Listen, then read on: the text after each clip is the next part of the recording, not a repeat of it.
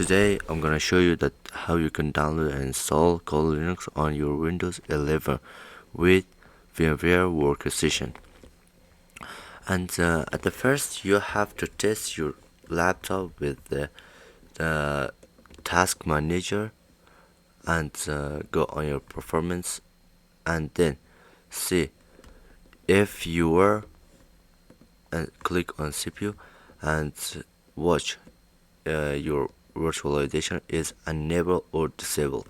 If your virtualization is enabled, it's correct, and if it's not, then I'll show you that what should I do. Go on your BIOS computer, check your computer model to the internet to how to go on the BIOS.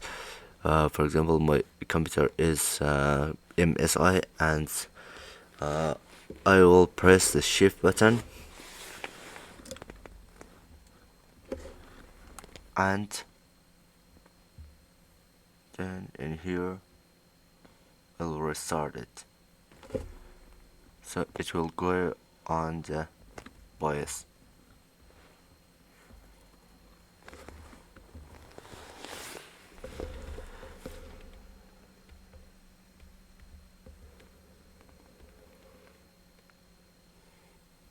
So when it opens, it go to the BIOS page.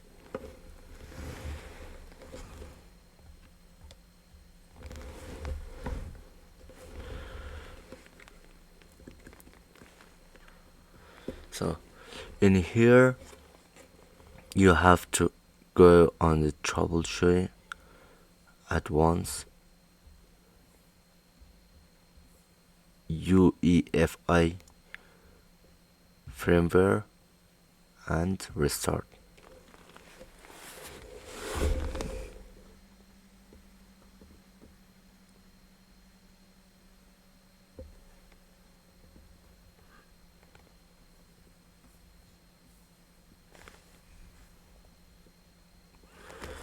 So in here go on the advanced.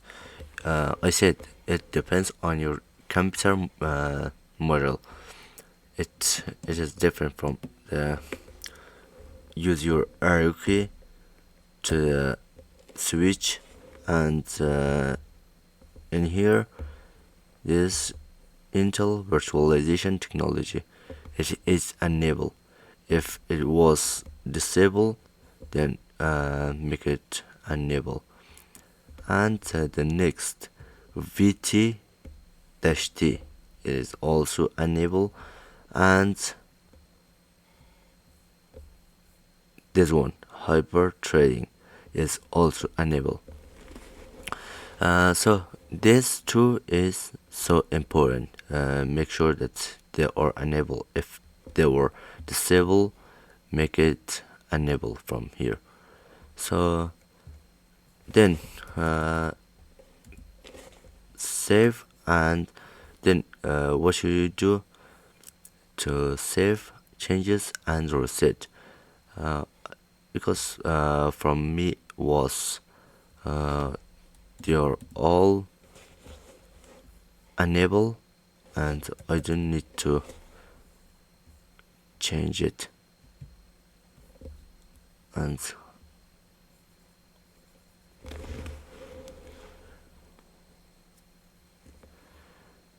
I didn't change anything in here.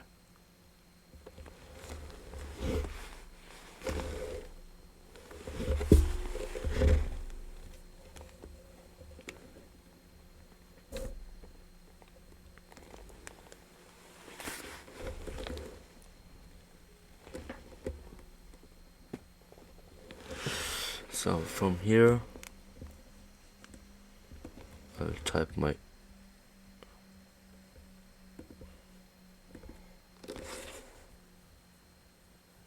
and then you should go on your browser, and then search for Kali.org, and then press the download and click on the virtual machines. Then I recommend to use VMware because it is the most powerful virtual machine that I see. Uh, Click on a download and it will download because I have this before. I downloaded before. I cancel this and then go on your open new tab and search for the VMware Workstation and download. Click on the first link, the original website. So in here, once read this. And here it's right. Let me zoom it. Just a minute. And here, what are this product intended for? A Fusion and Workstation are designed for a range of use cases, including software development, application testing, system embedded, home labs, certifications, and education environment. They are also ideal for power user and professionals who needed multi-OS environment on a single device. So, close it. Close it. Press download. The one good thing about the VirtualBox is you don't need to register. But in the VMware, you have to register in the botcom. So if you don't have any account, so register. Then type your email.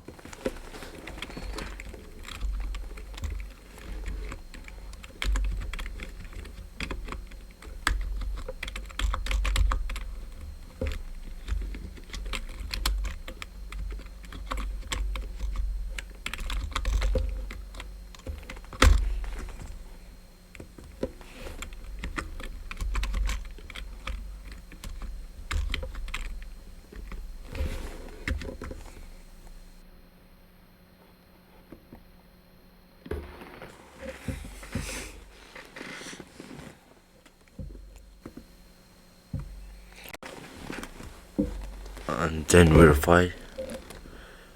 Copy the verification code from here and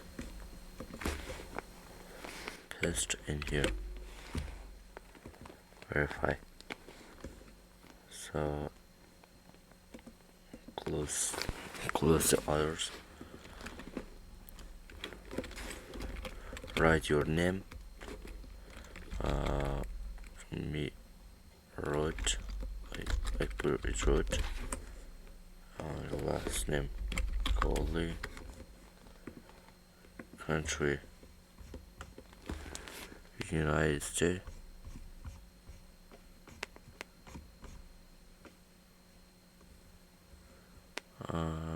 United States. And then job.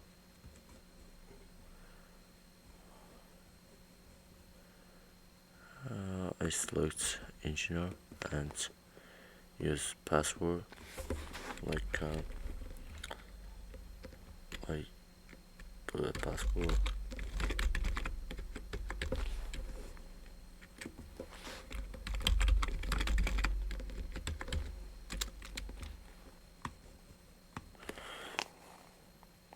So then create password, create account,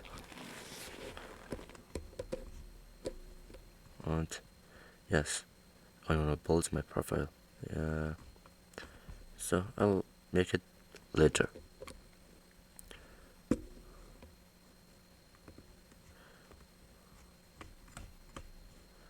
Then log in.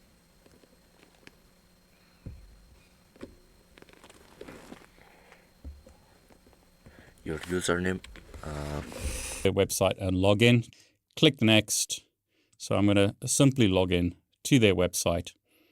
And now I can go to my downloads and notice their website isn't great. There's been a lot of backlash against Broadcom since they took over VMware.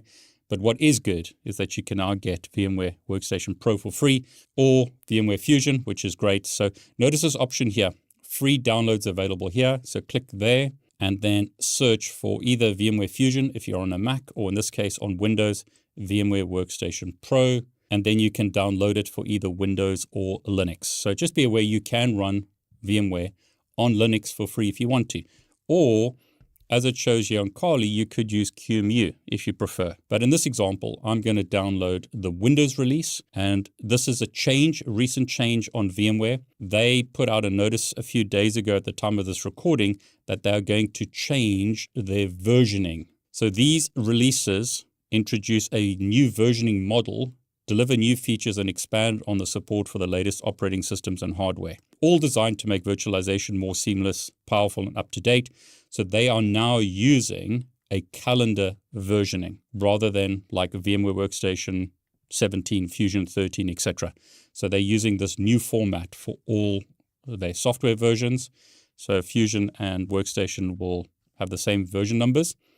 So once you've clicked there, you need to agree to their terms and conditions. So they're going to force you to click on their terms and conditions. Then you need to agree to their terms and conditions. And once you've done that, you can now download the software. So I am going to download VMware Workstation full version 25H2. My Kali Linux download is still downloading, and I've got VMware Workstation busy downloading. People always ask the question, what's the best? Should I get VMware or should I get VirtualBox?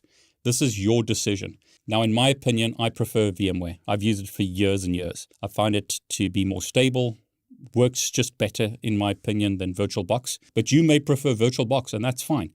I run both of them often.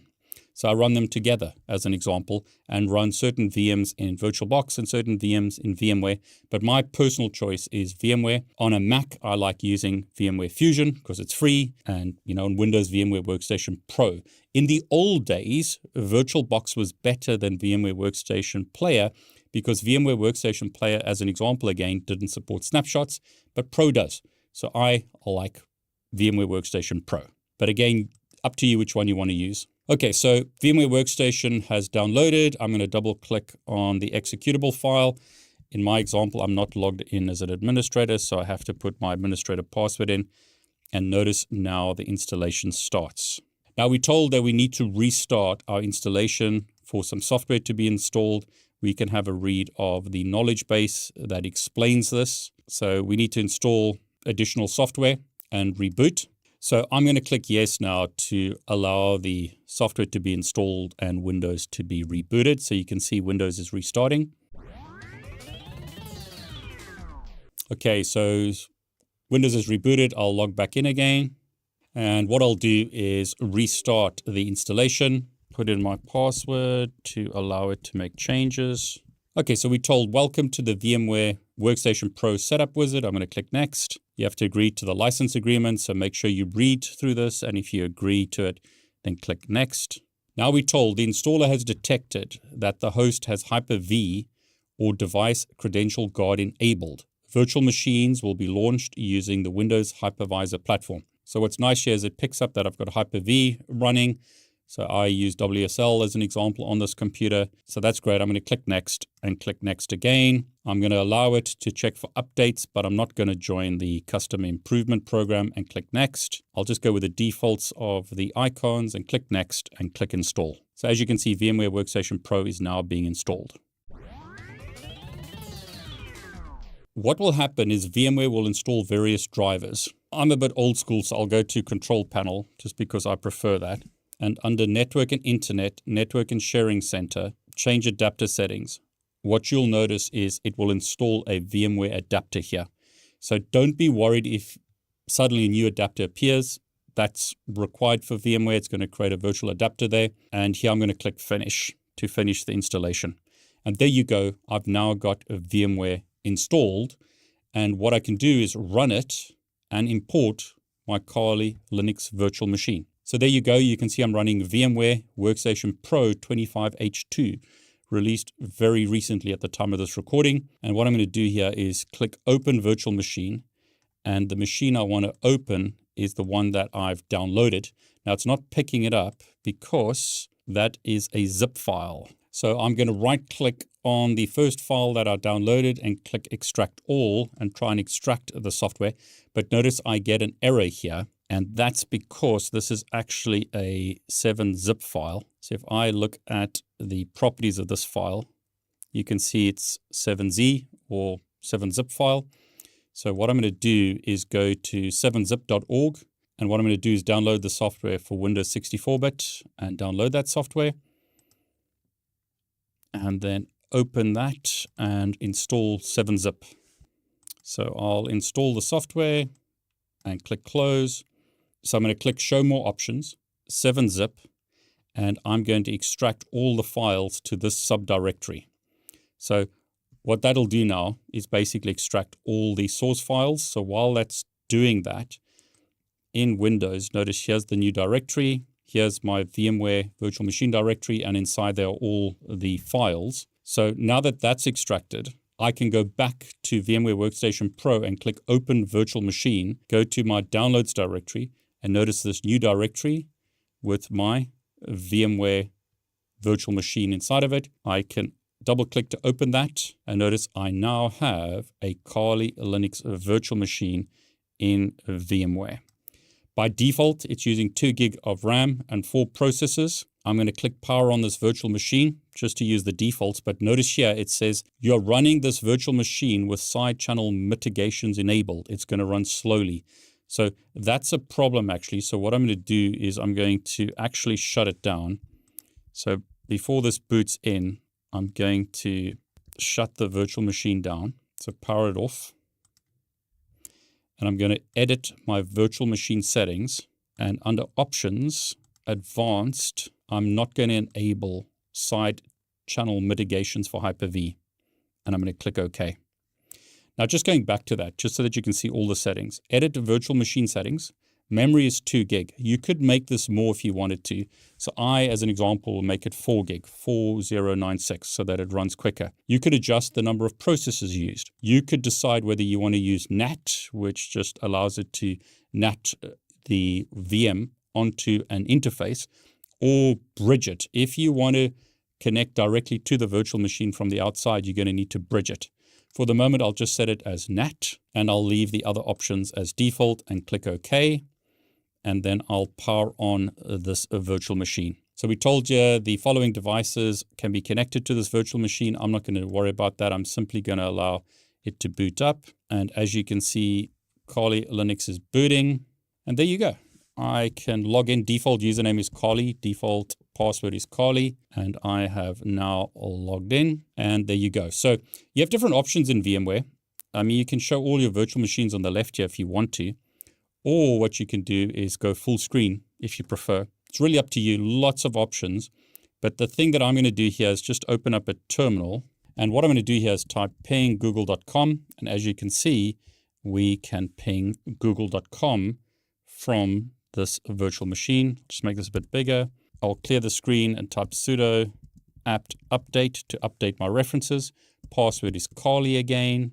And notice I can update my references, which allows me to install various software that I may want to install. I can open up Firefox on Kali, and then I could browse to the internet. So go to kali.org as an example, and notice I'm able to access the internet from this virtual machine running within Windows. Now, I'm not going to show you a whole bunch of tools in this video. I simply wanted to show you how to get Kali installed and up and running. In this example, I'll shut down the virtual machine just to show you that I can shut that down. I can power it on again. You might not want to show these options, but the advantage here is that you can easily go to your virtual machine and connect removable devices directly to this virtual machine if you wanted to. In my example, they connected to the host machine, and I could log in. VMware Workstation has a lot of power. So as an example, you can create various snapshots so that if you do something wrong, you can restore your snapshot and go back to the previous settings. Lots of powerful options in VMware. Let me know if you want me to show you various options in VMware, show you how to set up things within VMware. Let me know if you want me to do that. It's fantastic now that VMware Workstation Pro and VMware Fusion Pro are free. This is great news for any one of us who are studying or trying to learn.